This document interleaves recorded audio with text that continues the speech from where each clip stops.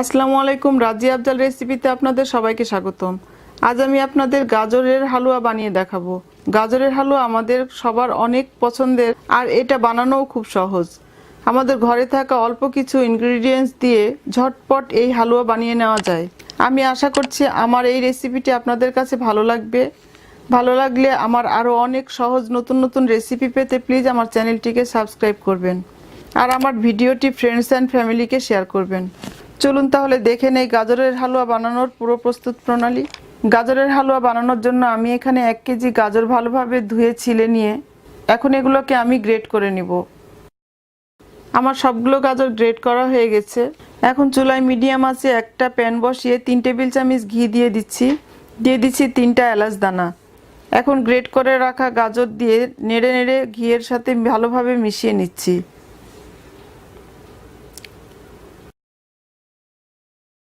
গাজরটাকে 10-15 minute নেড়ে ভেজে নিব। প্রায় 15 মিনিট ভেজে নেওয়ার পর আমি এখন এর মধ্যে দিয়ে দিচ্ছি 2 কাপ পরিমাণ লিকুইড দুধ। আপনারা চাইলে গুঁড়ো দুধ পানির সাথে মিলিয়ে 2 কাপ পরিমাণ ব্যবহার করতে পারেন। এবার একটু ভালোভাবে নেড়ে দুধের সাথে গাজরটাকে মিশিয়ে নিব, আর ঢাকনা দিয়ে ঢেকে গাজরটাকে সেদ্ধ করে নিব। গাজরটা ঢেকে সেদ্ধ করার সময় মাঝে মাঝে ঢাকনা উঠিয়ে নেড়ে দিয়েছি, যেন নিচে পোড়া লেগে না যায়। গাজরটা এখন সেদ্ধ হয়ে গেছে, দুধটাও অনেকটা শুকিয়ে এসেছে। এখন দিয়ে দিচ্ছি 1 কাপ পরিমাণ চিনি। আমি আমার স্বাদ অনুযায়ী দিয়েছি, আপনারা আপনাদের পছন্দ মতো মিষ্টিটা কম বেশি করে নিতে পারেন। চিনিটা দেওয়ার পরে চিনিটা গলে হালুয়াটা আবার পানি বের হবে। এখন আবার কিছুক্ষণ সময় নিয়ে নেড়ে চেড়ে পানিটা শুকিয়ে নিব। এখন আমি দিয়ে দিচ্ছি 3 টেবিল চামচ পরিমাণ মাওয়া।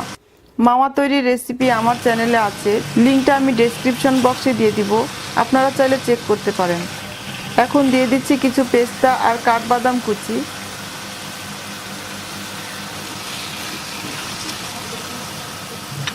সবশেষে দিয়ে দিচ্ছি আরও 1 টেবিল চামচ ঘি।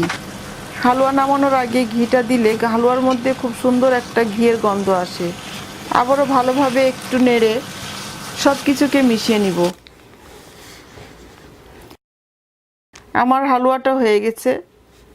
এখন এটাকে আমি একটা সার্ভিং ডিশে তুলে নিব। তবে তার আগে আমি যে গরম মশলাগুলো ইউজ করেছিলাম সেগুলো বেছে ফেলে দিব, কেননা হালুয়া খাবার সময় এগুলো মুখে গেলে অনেক খারাপ লাগে। এবার এর উপরে আরও কিছু বাদাম ছড়িয়ে দিচ্ছি। হালুয়াটা ঠান্ডা হবার পরে একটা বক্সে ভরে নর্মাল ফ্রিজে 2 সপ্তাহ পর্যন্ত আপনারা সংরক্ষণ করতে পারবেন। দেখলেন তো কত সহজে ঝটপট তৈরি হয়ে গেল গাজরের হালুয়া। হালুয়াটা দেখতে যেমন সুন্দর হয়েছে, খেতেও অসাধারণ টেস্টি হয়েছে। আপনারা বাসায় অবশ্যই একবার ট্রাই করবেন, আর ট্রাই করলে আমাকে জানাতে পারেন আপনাদের কাছে কেমন লেগেছে। সবাই ভালো থাকবেন আর আমার জন্য দোয়া করবেন। আল্লাহ হাফেজ।